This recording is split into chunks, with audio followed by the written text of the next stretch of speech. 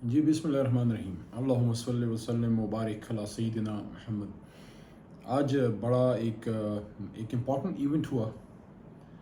Press conference की हमने, जिसमें असद उमर साहब सेक्रेटरी जनरल पाकिस्तान तहरीक इंसाफ और बाकी जितने मेंबर जिनकी रेजिग्नेशन एक्सेप्ट हुई है, बड़ा एक अहम नुक्ता सामने रखा गया कि ये जो रेजिग्नेशंस एक्सेप्ट की स्पीकर नेशनल असम्बली ने, पहले भी हमने इस पे एक पिटिशन तो जमा की थी कि इस्तीफ़े 123 जमा हुए, एक्सेप्ट उन्होंने 11 किए।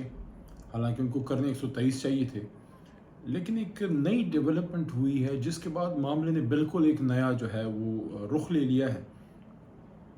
कि पहले तो हम सबका ये ख्याल था कि स्पीकर साहब ने अपना माइंड अप्लाई किया और उनके माइंड अप्लाई करने के तरीके से सबको एतराज़ था कि आपने एक वक्त में सबने इस्तीफ़े दिए हैं, आपने कुछ कर लिए हैं और बहुत सारे रिजेक्ट किए हैं या उनको अभी एक्सेप्ट नहीं किया।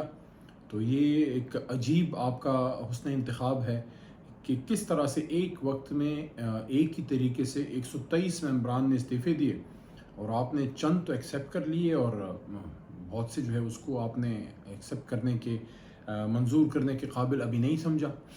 लेकिन जो ऑडियो लीक्स आई हैं उसने सारा मामला यकसर बदल दिया है कि बजाय इसके कि स्पीकर ये डिसाइड करे कानून के मुताबिक, उसकी अपनी मर्ज़ी भी नहीं है, डिस्क्रेशन नहीं है, कानून के मुताबिक कि वो एक प्रोसेस के बाद इस्तीफ़े जो है वो एक्सेप्ट करे।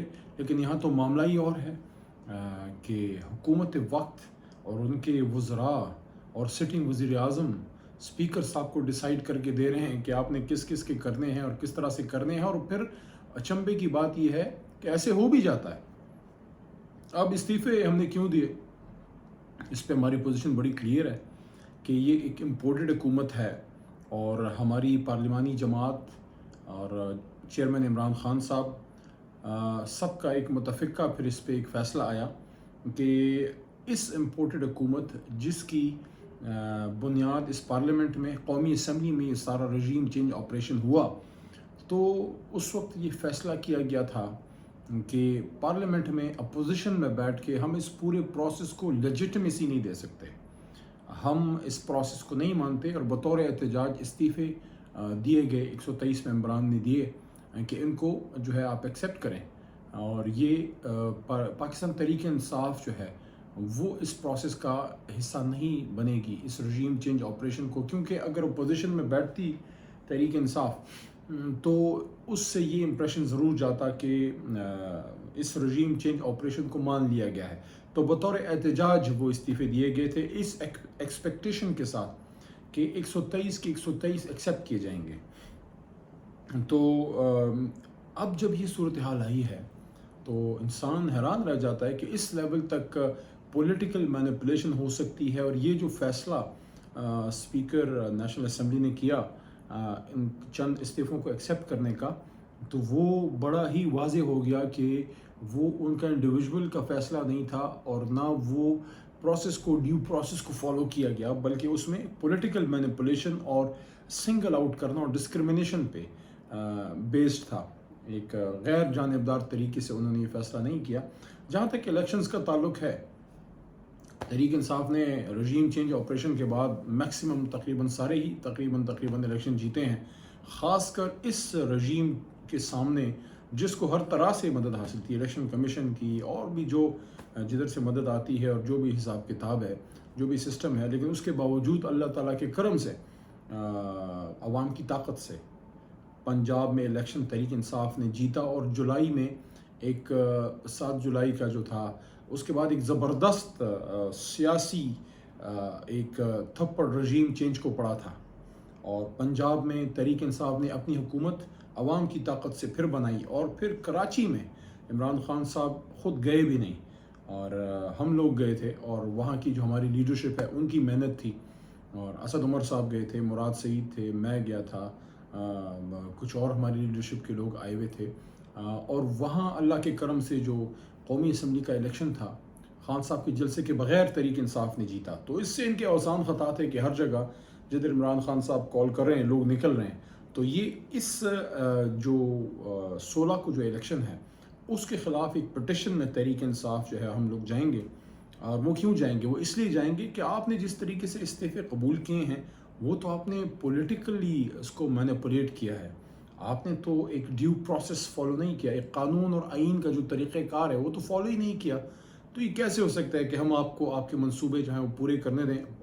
ادروائز اس کے برعکس جو ہے الیکشن لڑنے سے جو ہے تحریک انصاف تو کہہ رہی ہے کہ آپ الیکشن کریں تو الیکشن سے کوئی نہیں ادھر ادھر بھاگ رہا. الیکشن ہم نے لڑنے ہیں، اور ابھی بھی اللہ کے کرم سے ملتان میں ایک الیکشن ہے. قریشی صاحب وہاں اس کو لیڈ کر رہے ہیں کیمپین کو، 3 صوبائی حلقوں کے ہیں، تو وہاں ہم اپنی کیمپین کر رہے ہیں. لیکن جس طریقے سے اسپیکر صاحب نے ان استعفوں کو قبول کیا ہے تو تحریک انصاف کو اس پروسیس پہ اعتراض ہے. اور اگر آپ اس کو دیکھیں بھی تو آپ حیران رہ جاتے ہیں کہ کس لیول تک انسان کو گر سکتا ہے. اور یہ بھی دیکھیں کہ یہ جو ٹرانسکرپٹ ہے جو آڈیو لیکس کی، اس آڈیو لیک سے جو استعفوں کے متعلق ہے، وزیر اعظم امپورٹڈ شہباز شریف صاحب اور باقی کے ان کے وزراء کسی نے انکار نہیں کیا کہ ہمارے آڈیو لیکس نہیں ہیں. اور اس کو ہمیں توقع ہے کہ جب یہ ہائی کورٹ میں ہمارے وکلاء جائیں گے تو اس کا وہ اس کو حصہ بنائیں گے. یہ اگر آپ دیکھیں تو انسان حیران رہ جاتا ہے کہ یہ کیا کہا جا رہا ہے. ٹرانسکرپٹ کا ایک حصہ ویسے پڑھ دیتا ہوں آپ کے لیے. یہ کہا جا رہا ہے، ایاز صادق صاحب کہتے ہیں، سابق اسپیکر بھی ہیں، کہ کل ڈیٹیل میں ڈسکشن ہوئی ہے. رانا ثناء اللہ وہ بتا دینا کہ کون کون سے، یعنی کہ کون کون سے استعفے لینے ہیں. اعظم نذیر تارڑ صاحب، لا منسٹر صاحب بھی جو ہے بیتی گنگا میں ہاتھ دھو رہے ہیں. وہ کہہ رہے ہیں کہ ڈیلی آپ 30 کو نوٹس دے رہے ہیں. 6 نوٹس دے دیے، آج 7واں دے دیں گے، کل 8واں دے دیں گے. مطلب ہے کہ ڈیسائیڈ یہ لوگ کر رہے ہیں. اسپیکر نے نوٹس کس کو دینے ہیں؟ وہ اسپیکر چیمبر اور اسپیکر آفس نہیں، وزیر قانون صاحب جو ہے وہ ڈیسائیڈ کر رہے ہیں. یہ ٹرانسکرپٹ ہے اس کا. آگے کیا کہتے ہیں؟ ایاز صادق صاحب کہتے ہیں ابھی نوٹس دے دیے ہیں، ابھی ایک لسٹ دی ہے کہ آپ لوگوں نے آ کر 6 کو ملنا ہے، 6 تاریخ کو.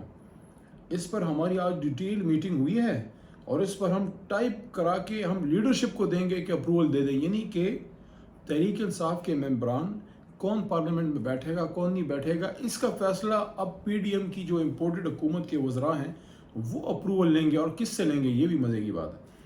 رانا ثناء اللہ کیا کہتے ہیں؟ 6 کو جن 30 لوگوں نے پیش ہونا ہے، ان میں سے جن 7-8 کے استعفے ایکسیپٹ کرنے ہیں وہ میاں صاحب سے کلیئر کروا لیں گے.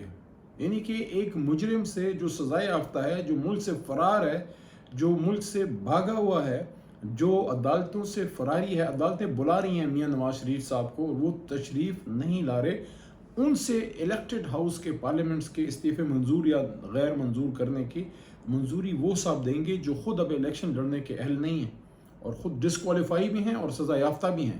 یہ تو حالت ہے ان کی. اچھا کیا کہتے ہیں کہ میاں صاحب سے کلیئر کروا لیں گے، وہ ایکسیپٹ ہو جائیں گے. اسی بات پر ایکسیپٹ ہو جائیں گے کہ آپ نے کنفرم کیے، جا کر الیکشن کمیشن کو کہیں، جائیں جا کر الیکشن کمیشن کو کہیں. گڈ جی. اچھا آگے خواجہ آصف صاحب نے بھی کوئی کمنٹ کیا ہے. خواجہ صاحب کہتے ہیں اگر نہیں آتے، یعنی کہ وہ لوگ نہیں آتے جو ان لوگوں نے استعفے دیے ہیں، تو رزلٹ کیا ہوگا؟ تو رانا صاحب پھر خدمت کے لیے حاضر ہیں. رانا ثناء اللہ صاحب انٹیریئر منسٹر، جن کا کام ملک کے دفاع اور ملک کی حفاظت کے معاملات کو دیکھنا ہے، وہ آج کل اسپیکر بنے ہوئے ہیں. وہ کیا کہتے ہیں؟ نہیں آتے تو نہ آئیں، 7 دے ایکسیپٹ کر لیں گے، نہیں کہ 7 کے ایکسیپٹ کر لیں گے استعفے. خواجہ صاحب کہتے ہیں سمجھ نہیں آ رہی اس کے بعد کیا ہوگا. اچھا آگے چلیں، تھوڑی لمبی کہانی میں شارٹ کر کے بتا رہا ہوں.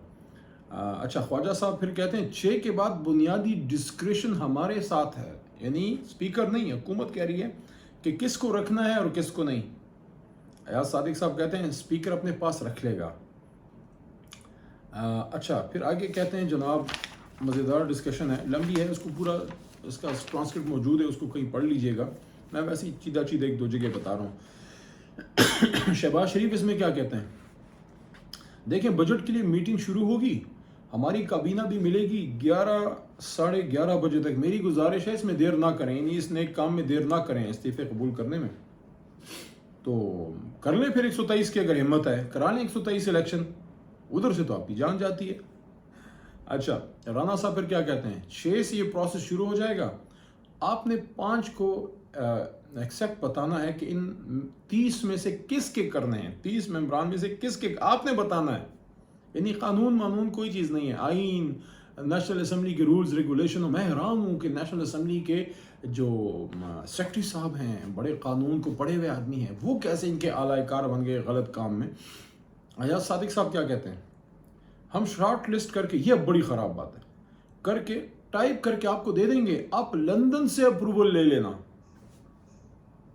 वही सजा याफ्ता साहब जो हैं, शहबाज शरीफ साहब ने ऊपर से फिर नैले पे दैला मारा है, कहते हैं नहीं अप्रूवल क्या लेनी, बस जो शाह महमूद कुरैशी और 4-5 निकल जाएं, इन्होंने गर्मी भी बड़ी लगी हुई है। यानी कि हम लोग ऐसे, मैं हो गया, फ़ारूक हबीब हो गए, शीरीन मज़ारी साहिबा हो गई, इसमें शानदाना गुलजार साहिबा हो गई, इस तरह कुछ लोग जो ज़्यादा वोकल थे कि इन्होंने गर्मी बड़ी लगी हुई है, यानी कि आपके ख़िलाफ़ बात करते हैं। तो आखिर में अयाज सादिक साहब क्या कहते हैं, ठीक है सर, फिर राना साहब को अथॉरिटी दे दें डिसाइड करने की। राना सनाउल्लाह डिसाइड किया, बस जैसे आपने डिसाइड किया कल वो ठीक है।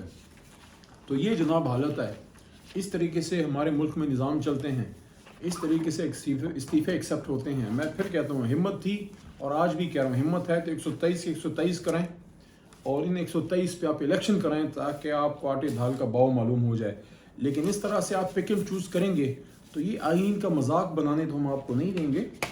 तो उस सिलसिले में फिर आज प्रेस कॉन्फ्रेंस भी हुई, असद उमर साहब ने गुफ्तगू की, थोड़ी बहुत मैंने भी की, और इस्लामाबाद हाई कोर्ट में हमारे वकला साहिबान कोई पटिशन तैयार कर रहे हैं, शायद वो जमा कर देंगे। तो ये सूरत हाल है, इस तरह से मुल्क चलाया जा रहा है अपनी मन मर्जी के मुताबिक।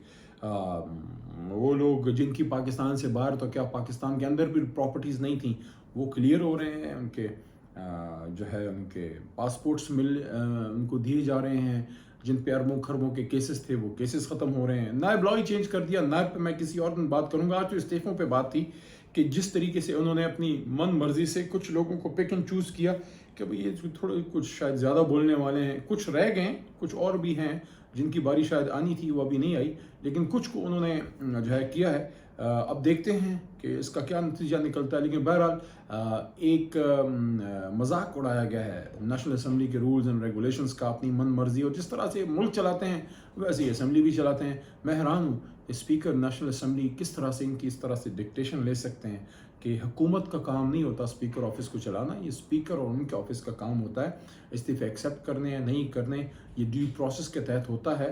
तो इंशाल्लाह इनको यहाँ भी जो है वो नाकामी का सामना करना पड़ेगा। और पाकिस्तान तहरीक इंसाफ, मैं इम्पोर्टेड को कह रहा हूँ, आ रही है 2 तिहाई से इंशाल्लाह बहुत जल्द। पाकिस्तान जिंदाबाद।